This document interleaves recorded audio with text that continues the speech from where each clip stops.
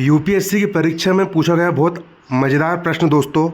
आप देख सकते हो, माँ को बचाया जाए या फिर ज़िले में जो बाढ़ आई है उसकी सुरक्षा की जाए। कलेक्टर की जो परीक्षा होती है, आईपीएस की जो परीक्षा होती है, आईएएस मेंस एग्ज़ाम। और दोस्तों ये कोई मजाकिया प्रश्न नहीं है, सच में आ चुका है। यूपीएससी का जो मेंस का एग्ज़ाम है 2025 का, ठीक है ना। इसका एक पेपर होता है नीति शास्त्र का पेपर, GS4, ठीक है ना। चौथा पेपर नीति शास्त्र का है ना। तो आईएएस की मेंस परीक्षा 2025 कि जो मेंस एग्ज़ाम था उसमें प्रश्न पूछा गया था दोस्तों। और बहुत अच्छी केस स्टडी यहाँ पर आई थी, आपको मज़ा भी आएगा दोस्तों। और आप लोग बताना भी कि आप अगर इस पुलिस कमिश्नर की जगह पर होते, है ना, और आपके पास अगर दो कंडीशन बनती तो आप किस पर ध्यान देते। ये नैतिकता के आधार पर पूछा गया प्रश्न दोस्तों, है ना। माँ मर चुकी है, माँ का अंतिम संस्कार करना है, ज़िले में यहाँ पर बाढ़ आ चुकी है। तो दोस्तों ये जो दुविधा वाला प्रश्न है, इसमें एक आप किस तरीके से उत्तर लिखते और नीति शास्त्र का हम यहाँ पर पूरा अध्ययन करने वाले दोस्तों। सबसे पहले यहाँ पर हम इसकी केस स्टडी पढ़ते हैं। तो ये है दोस्तों हमारा पेपर, सामान्य अध्ययन civil service exam general study 4, ठीक है ना। ये वाला पेपर है और इसका जो क्वेश्चन है आप देख सकते हो, इसकी केस स्टडी, ये यहाँ पर इसकी केस स्टडी यहाँ पर ये है, ठीक है। तो इस केस स्टडी को हम पूरा पढ़ेंगे और इसके अनुसार यहाँ पर हम उत्तर देंगे भाई, ठीक है ना। बिल्कुल रियल क्वेश्चन है ये मत सोचना कि मैं कोई कॉमेडी कर रहा हूँ भाई, ये रियल क्वेश्चन है, ठीक है। तो आप देख सकते हो, विजय पिछले 2 वर्षों से देश के पहाड़ी उत्तरी राज्य के सुदूर जिले के डिप्टी कमिश्नर थे। ये क्या थे? ये डिप्टी कमिश्नर थे विजय, है ना। और अगस्त के महीने में पूरे राज्य में भारी बरसात हुई। ये वहाँ के डिप्टी कमिश्नर थे भाई, और इनके राज्य में भारी बरसात हुई।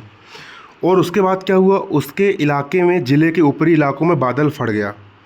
और बादल फटने से क्या हुआ, राज्य में विशेषकर प्रभावित ज़िले में बहुत भारी क्षति हुई। जब बादल फट जाता है, बहुत ज़्यादा पानी वगैरह गिरता है, तो भाई बहुत भयंकर की क्या होती है, क्षति होती है, हानि होती है।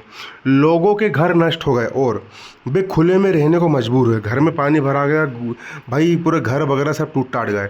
200 से अधिक लोग मारे गए और 5000 लोग बुरी तरह क्या हो गए, घायल हो गए। अब विजय के नेतृत्व में नागरिक प्रशासन सक्रिय हो गया। अब जो पूरे जिले भर की जो कमांड थी वो किसके हाथ पे थी? विजय के हाथ में थी।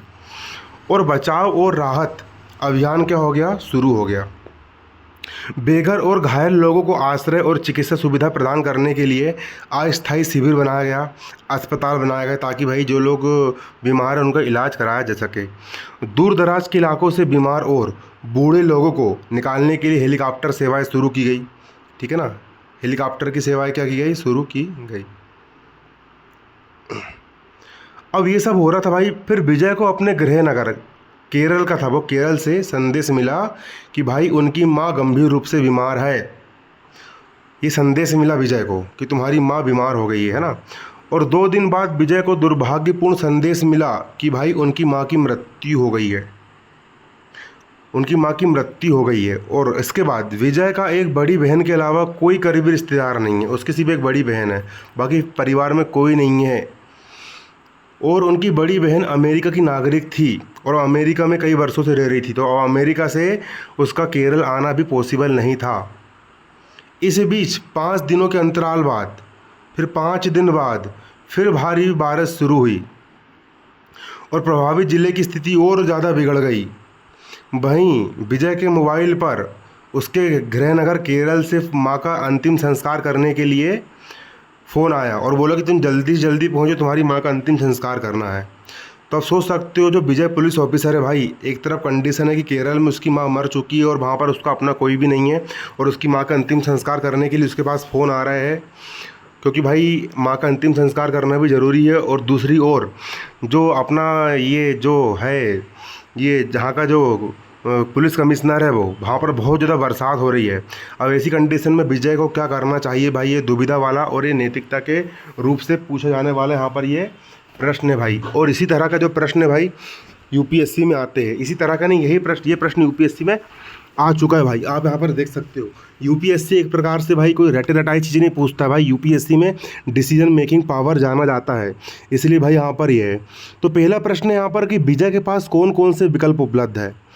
अब हमको सीधे ये नहीं बताना है कि हमें ये करना चाहिए भाई, यूपीएससी ऐसा नहीं बोलता। यूपीएससी बोलता है सबसे पहले तुम्हारे पास कुल कितने ऑप्शन से तुम क्या क्या कर सकते हो, उसके बारे में बताना है।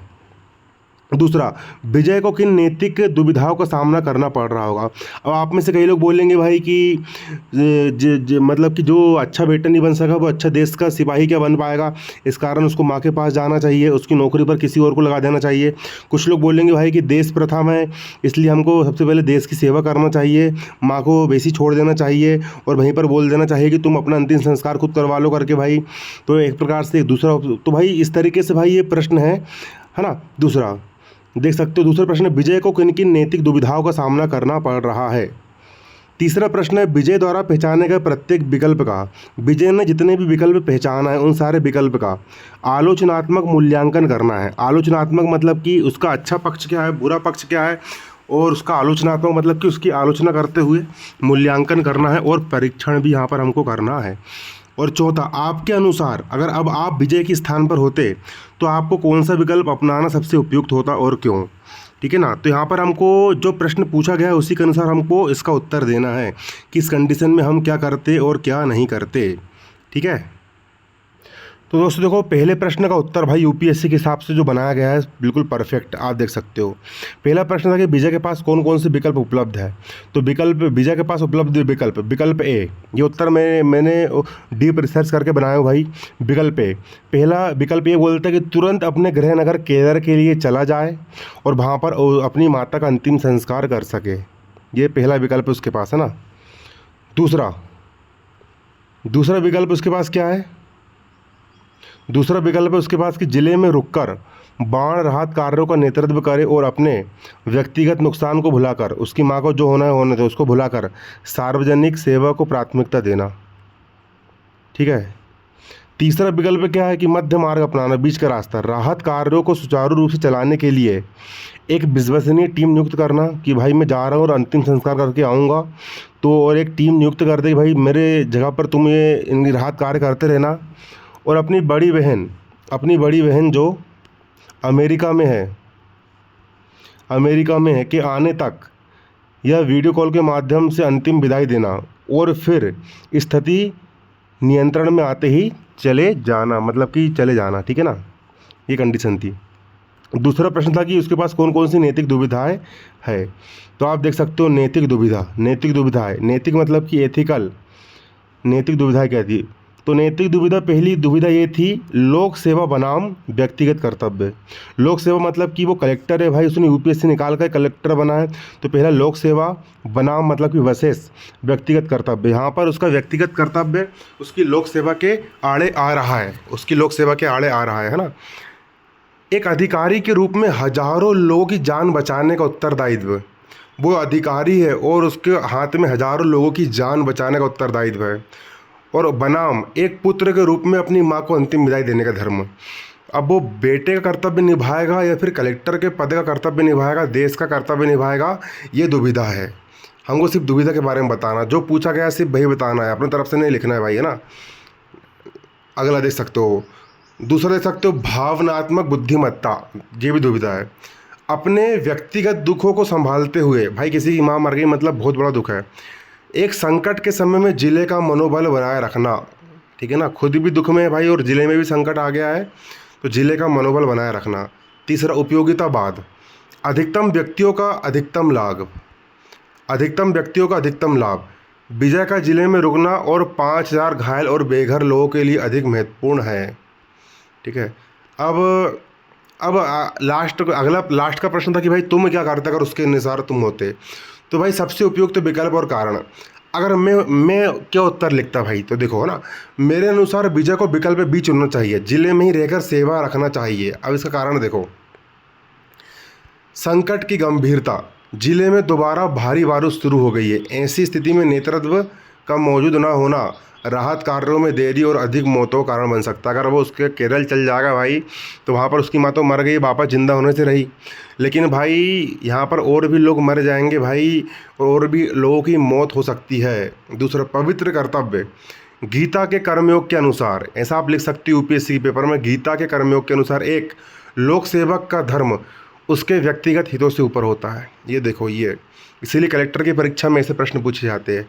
एक लोक सेवक का जो धर्म होता है उसके व्यक्तिगत हितों से ऊपर होता है। उसके जो पर्सनल हित होते हैं भाई, उसकी जो पर्सनल कंडीशन होती है उससे ऊपर होता है लोक सेवक का धर्म। माँ अब इस दुनिया में नहीं है, उसकी माँ तो अब दुनिया में नहीं रही, लेकिन जिले के हजारों जीवित लोगों की जान उसके हाथ में है। अंतिम संस्कार, वह अपनी बड़ी बहन से संपर्क कर सकता है या रिश्तेदारों के माध्यम से अंतिम संस्कार की व्यवस्था करवा सकता है। एक बार स्थिति स्थिर होने पर वह अस्थि विसर्जन या अन्य रस्मों के लिए जा सकता है। ठीक है ना। अब निष्कर्ष निष्कर्ष देखो, एक प्रशासनिक अधिकारी के रूप में विजय का राजधर्म उसे अपने व्यक्तिगत क्षति से ऊपर उठकर जनता की सेवा करने की प्रेरणा देता है कि भाई तू व्यक्ति है ना। और उसकी माँ को भी अपने पुत्र के इस साहस और कर्तव्य निष्ठा पर गर्व होगा। डॉक्टर एपीजे अब्दुल कलाम साहब जो थे, जो मिसाइल बना रहे थे भाई, ठीक है ना, तो उनके मिसाइल बनाते बनाते भी उनके घर में किसी की मृत्यु हो गई थी भाई, लेकिन उन्होंने अपने देश को पहली प्राथमिकता दी भाई। तभी इंसान महान बन पाता है और तभी इंसान बड़ा बन पाता है, लेकिन इसका उत्तर आपको अपने अनुसार देना है। ठीक है ना। यूपीएससी कोई परीक्षा का उत्तर ना सही होता है ना गलत होता है,